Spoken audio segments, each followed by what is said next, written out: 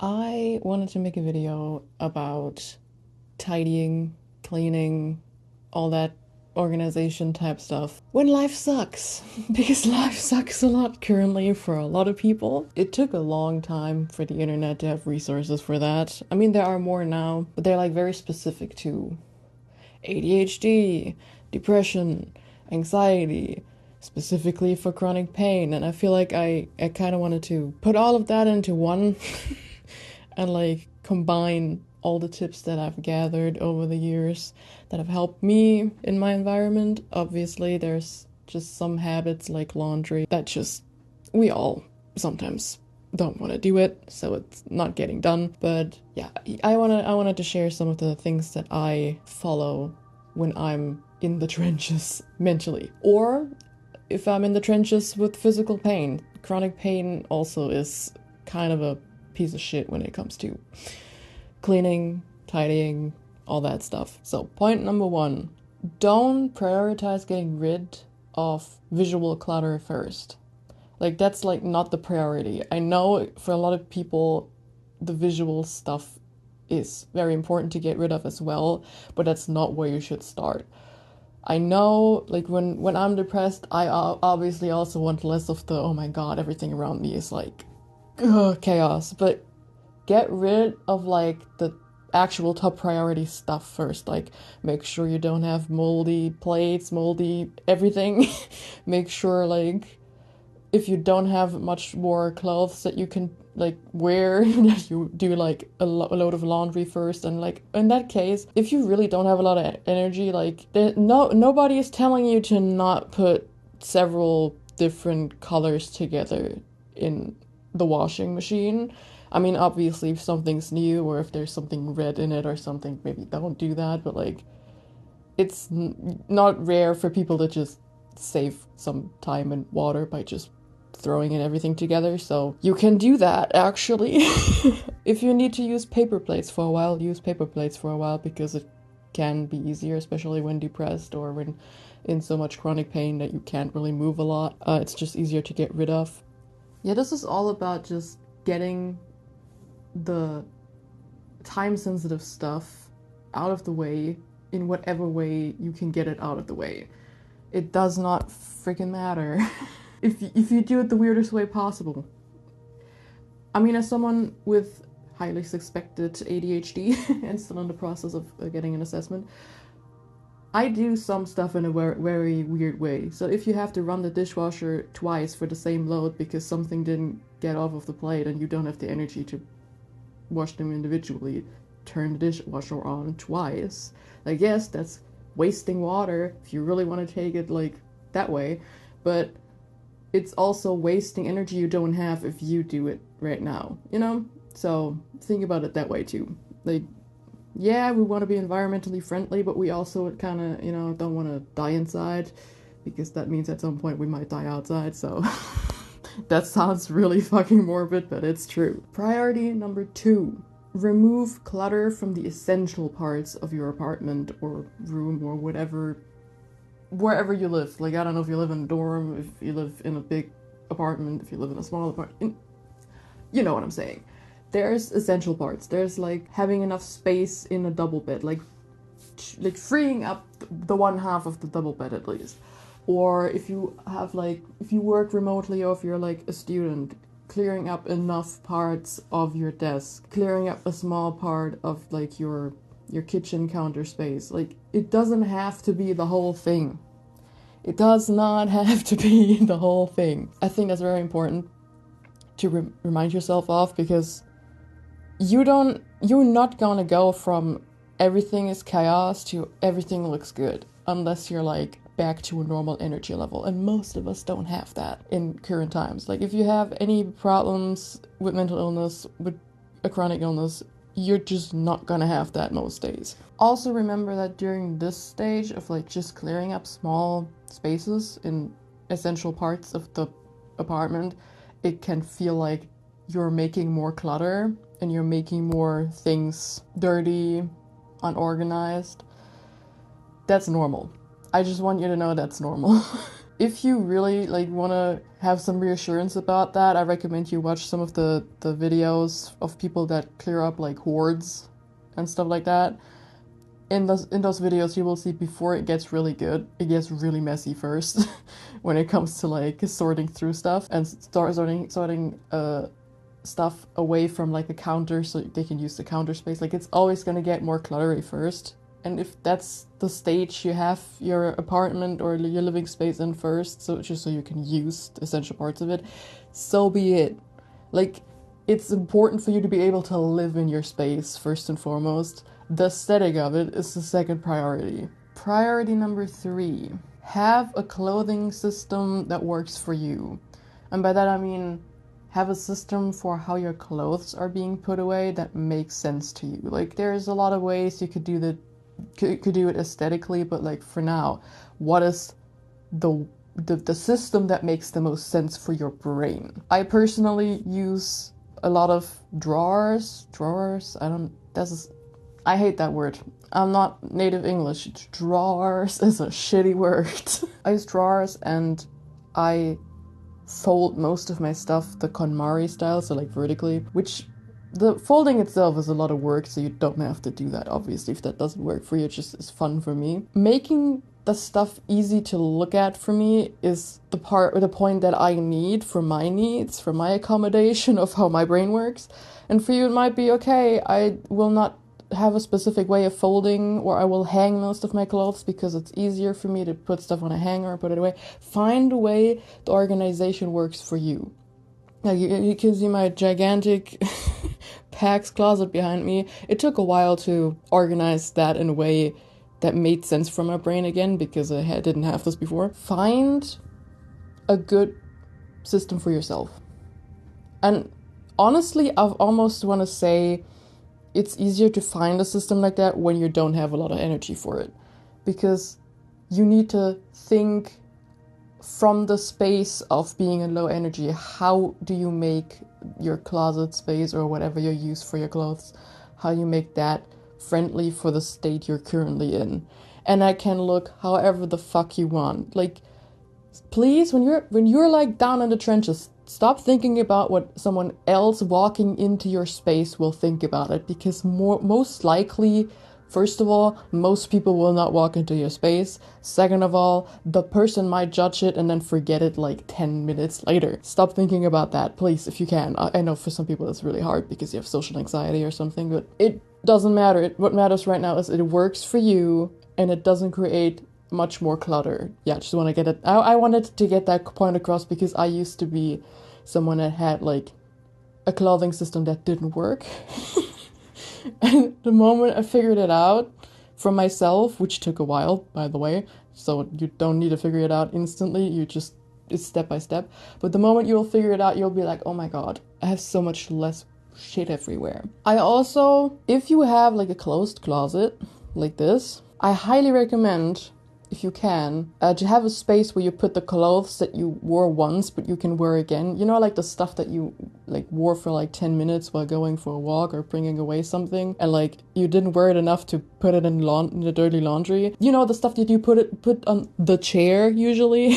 We all know the chair. Have like one space in your closet that's a little bit away from the other stuff, like in a drawer or in like on a shelf, that's just for clothing like that, because I think that's really helpful. Like because that makes it be somewhere you don't necessarily see it, or it looks more organized when you can see it. Highly recommend. I did that when I planned that in when I got this closet behind me, and it was the best idea I had. Priority 4 is clearing enough floor space. Like if you're the kind of person that's throwing a lot of stuff on the floor when you're like in low energy mode, clear enough spaces to walk around.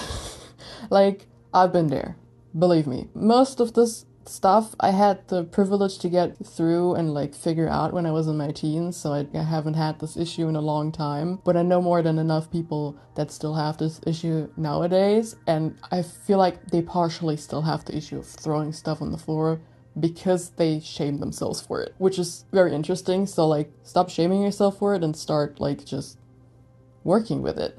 Like, work with what you have. Clear, like, the trash first, obviously. I think it makes no sense to try to clean your entire floor if you're, like, a floor trash person.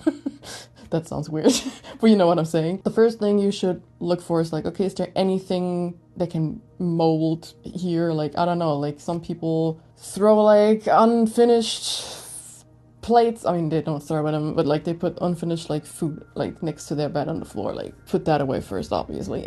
Then like plastic trash in general. Pick up all the clothes, because those will instantly kind of be dirty laundry, and put those in whatever corner of the bathroom is still free for it. I don't know, like, I'm usually the person that doesn't clutter the bathroom. Like, everything else can get cluttered when I'm in a low energy mode, but like not really my bathroom. So like, I hope you have a little space where you can just throw that stuff. And if not, as long as it doesn't obstruct the path to like where you need to go in the bathroom, just, you know, do it. Yeah. Then you will probably have like paperwork and knickknacks all over the floor. If you have the energy and you have like a free space or somewhat free space, put it in a drawer. Right now, you want to get stuff out of the way. But just enough out of the way so you can live, you know? Just a little. So it doesn't have to be everything. Just get your paths free.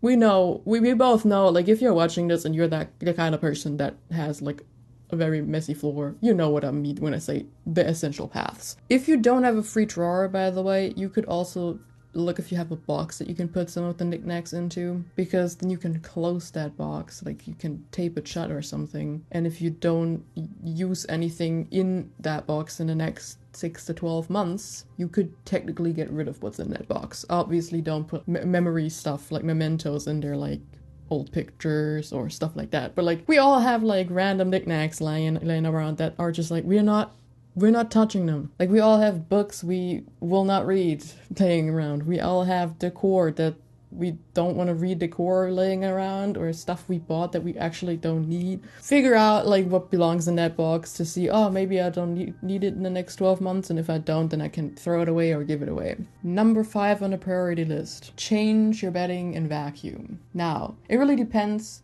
how far you got with the previous steps. Like, if you only obviously cleaned up only one part of your bed, that would be another step in between, like clearing the other side of your bed, or at least freeing like the full bedding part from the other side of the bed. I don't know how to explain what I'm saying. I also hope the audio isn't weird because I'm holding my phone further away from me and then closer again.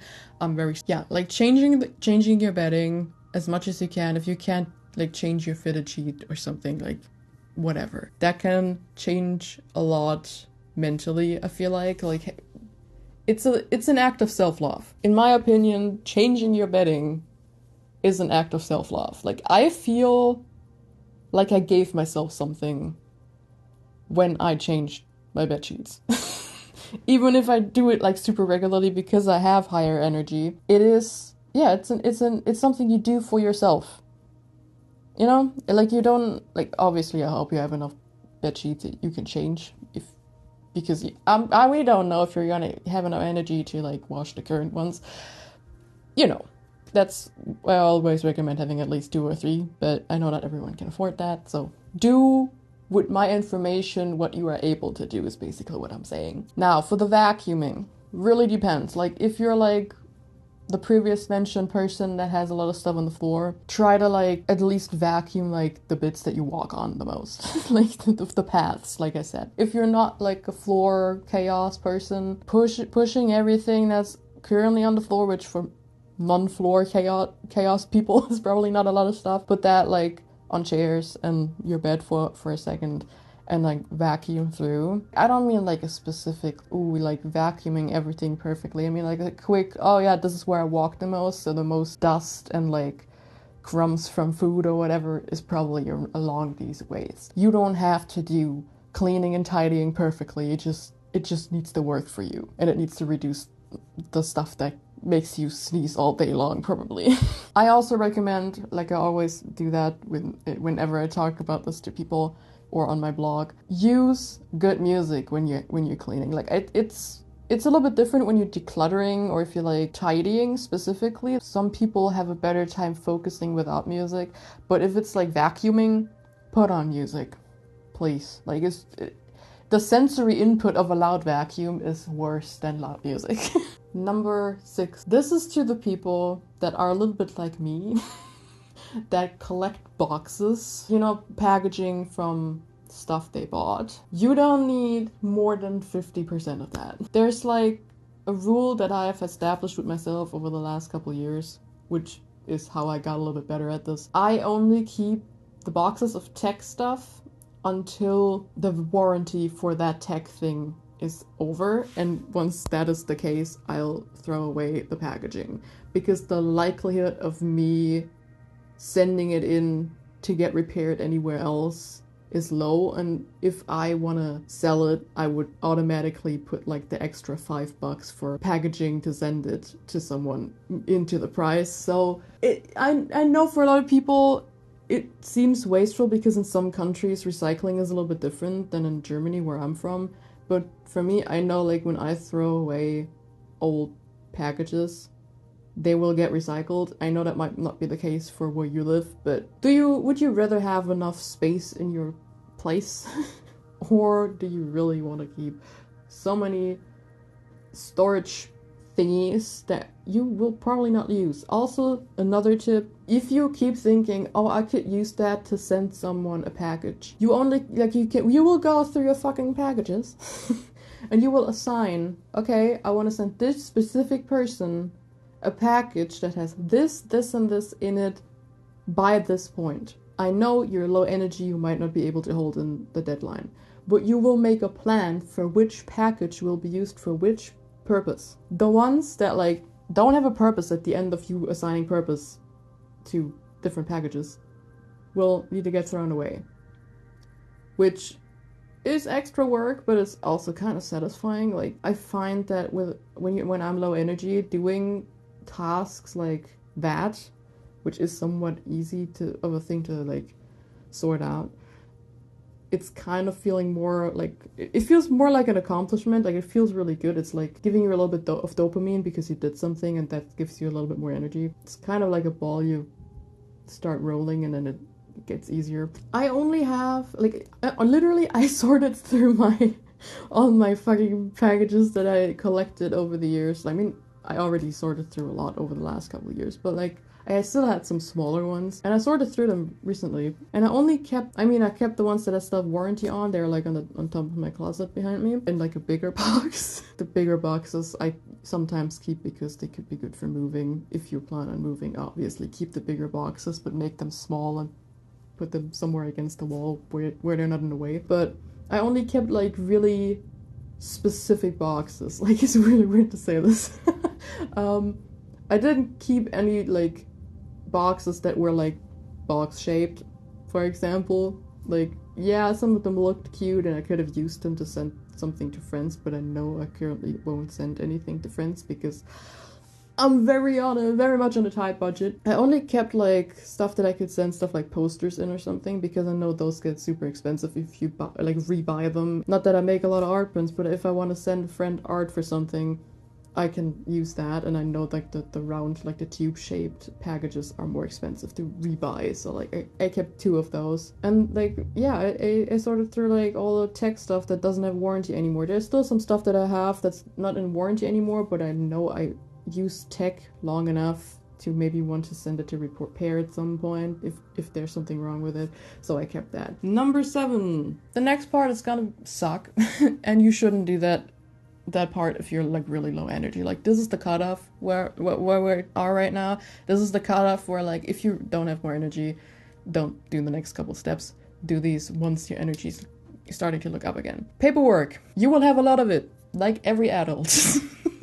And it sucks. Figure out, like, first of all, just put everything into one folder and label it the unsorted folder, so you have it in one space at least. And then figure out a filing system if you don't have one already. I hope you have one already to some degree, but if you don't, figure out, okay, I need more folders to put this in that and this and that. Like, I have different colors, for example, for different purposes. Like my black folders are all for like more serious, like government type stuff that gets sent over, and then like there's a specific folder color for like stuff that I will need for taxes, stuff like that. Figure out like a vague system. It doesn't have to be perfect. Like perfect is for people that have the energy for perfect. Because you have more energy, obviously clear, like try to go by a room and clear up more space where you need it. So like in a kitchen, for example, or like make sure your bed is completely free of like any clutter, because those are like 2 key spaces, I would say. And then if you clear like your stove, and I hope also your sinks in the kitchen and the bathroom, take all-purpose cleaner or make all-purpose cleaner. It's really not hard to like make, like you can Google a recipe for it, and clean those things. Like clean your stove, clean like just, you know, on top a little bit, and like your sink or sinks, because hopefully you have 2. Clean like the basic stuff with all-purpose cleaner. It doesn't have to be perfect. Just make sure it's like better than before. Obviously, if you have more energy, do more than just what I just named. Like also do the shower or something, or in the toilet, and so on and so forth. But we're making a guide for when life sucks. So not everyone will have all the energy for all these things. And you can also do it in steps. It doesn't have to be done all in one go. Like, give yourself some grace. Number 10, analyze what is a key factor in cluttering your space. Do you own a ton of books that are part of why your space keeps getting cluttered? So, like, I hate to say it, but you should probably sell some of them or donate them, because you will not need all of your books. And it's a little bit, I find it a little bit weird when people hoard books to an extent where I'm like, yeah, I get keeping your favorite books and books that impacted you, and a couple books that you want to read. But a lot of books that you own could be like used more effectively if someone else got to use them as well. I feel like it has become like such a consumer item for people to hoard. Just like water bottles, like the whole water bottle culture, also kind of weird. Like having a couple if you're like, I mean, I have a couple. Like I have one next to my bed, I have one for my desk, and like one extra for like when I'm like backpacking or something. You don't need a shit ton of everything. Try not to own too many things if your space keeps getting cluttered. I feel like that's a logical conclusion. I mean, if you own like a lot of, I don't know, cables, or if you own a lot of shoes or whatever, like sort through those to reduce that. Yeah, reduce like specific clutter that you can like point out, like, okay, I have a lot of that. Reduce that, obviously. Like, you will not need all of it, I promise you. Like, you can reduce it to the bare minimum for the foreseeable future. I know a lot of people have the problem of boxes full of stuff that they either already decluttered or, you know, just boxes full of stuff. That's a long-term project, if you didn't already figure that one out. I think most of us know that. Make a plan for it. And like a loose plan, not like, oh my god, like we need to follow this exactly. Like make a loose plan for it. 1 box a day or 1 box every 3 days. If you need accountability, look for like people that can hold you accountable maybe, or a way you can hold yourself accountable. You will figure something out if you want it bad enough, I would say. Which is kind of a weird thing to say, if you want it bad enough. But I think you kind of get what I'm saying. Like if you think hard enough, you will find a way to hold yourself accountable and do it. I feel like it's important to make that point again. To not, like, don't feel ashamed of that. Like, a lot of people have that put everything in a box and then have boxes full of stuff thing. I've known several people in my life that have that issue or had that issue or whatever. So, like, it's figure-outable, you know? Like, chill. It's not rare. You're not alone in doing that. It just feels a little bit weird to be like, oh, great, I might have an issue. Like, cool, you have self-reflection, but you don't also need the self-shame on top of that. You know, that's just added energy that you're wasting. It might help if you didn't already categorize it to categorize it. It might also make sense to analyze which boxes haven't been touched in like a year. Like you can look into them one more time if you really want, but like I would declutter basically everything that's in those, unless there's like something really expensive in there or something. Yeah, like the whole box thing, figure out a way for yourself, because everyone's a little bit different, how it makes sense to get through those or get rid of stuff in those that makes sense to you. And if you need help, get help. Most people, most friends, most whatever, will be open to help you. Like, a majority of people might be assholes, but not to that extent. Like, they will help someone if the person literally asks, like, I know what my problem is, or I have this problem, can someone maybe give me tips or have a helping hand? So yeah. Last point, a big issue on top of like mental illness or chronic pain or whatever, in making a space clean, a thing that makes it hard is the guilt people feel for throwing away stuff that they still seem that still seem like it's perfectly fine, like they deem it as still perfect, you know? I get that. I myself don't like being wasteful, but often the weight of clutter, like I wrote some of this down, which is why I'm looking down.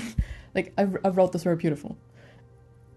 Often the weight of clutter outweighs the energy that it would take to mindfully get rid of things that could technically be sold or donated. Yeah, I hope anyone out there that has like a friend or acquaintance or whatever that is like a very like clean person, but also or a very non-judgmental person. I think we all know a person that at least is on a more non-judgmental vibe.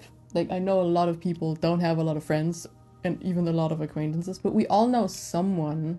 Like you can't, like if you have, unless you have like the worst depression ever and you think everyone's shit, you will know someone that you're just like scared to contact, or you think you're weird for contacting or asking for help. Asking that person for help could help you in moving to a cleaner space a lot, especially when it comes to like help, like a person helping, like they don't have to get into your house. There might just be a helping hand in like bringing away stuff you want to donate, or they help you sell stuff or bring stuff to the postal office that gets shipped away, you know? Find ways in which other people might be able to help you and ask them. And it's not gonna be comfortable to ask for help, and it's never comfortable if you're not the type of person that has trained their mind to be okay with asking for help, but ask for help. You deserve to live in a clean space, and you deserve help in making your space clean. But I also recommend, if you have someone that's close enough to you, to just ask them to help you go through your stuff after you pre-sorted some stuff, because I know most of us don't like when people mess with our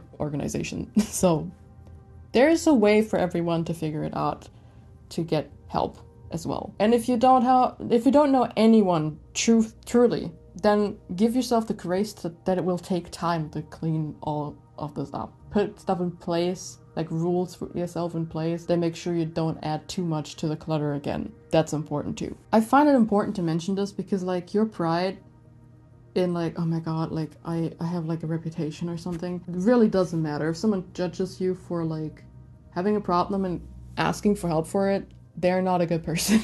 You don't want them in your life anyway. But most people, I find, are not very judgmental because most other people have their own like skeletons in the closet when it comes to like issues that they might not even ask for help for. So like if a person has enough self-reflection, they will be like, oh yeah, it's really brave for you to ask and I will help you get your stuff done. Sometimes you have to like figure out what's like uncomfortable but really helpful, and sometimes that is, can you come over and like help me bring away stuff I want to donate, or be the logical thinking part to me sorting through some boxes.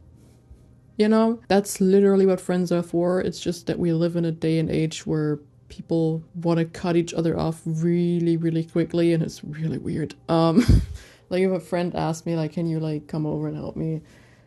I don't have a lot of energy myself, but I would be like, I would at least answer with like, if I have a better energy day, yeah, I can. Like I would maybe maybe answer with, maybe not today because I don't have the energy, but I would figure out a way, because that's what friends are for. That's what I wanted to say. I hope I didn't structure this too chaotically and that it was helpful to some people. At least some of the things that I said, maybe not the order in which I suggest you do some stuff, because there's some in-between steps that I didn't mention that really depend on how much energy you have. Like always do as much as you can do with the energy that you have, obviously. But I hope some of the things that I said at least got through to your brain in like a way that where you're like, I never thought about it this way, or like I have to remind myself of that more often. We all deserve to live in a space that's like comfortable for us. We also all need to work with the energy and accommodations that we have right now. And if that means you live in only a slightly better looking space for a while, and it takes until you have your health more figured out, or flares over or whatever, like a depressive episode. If it takes until then for you to like go, okay, let's clean all of this, so be it. Sometimes we need to like do baby steps, and that's good enough. My battery's almost out, so I'm gonna say like the video if I could help you in any way. Comment if you have tips yourself, because I think, yeah, like if you have tips yourself, that's always a good idea. If you have questions, put them below. I hope I can answer them. And subscribe to this channel, because I will upload more about mental health, questioning the system of mental health we currently have, and just helping you out with stuff where I couldn't find videos about it on YouTube. I hope that sentence made sense. But yeah, I see you in my next video. Bye bye.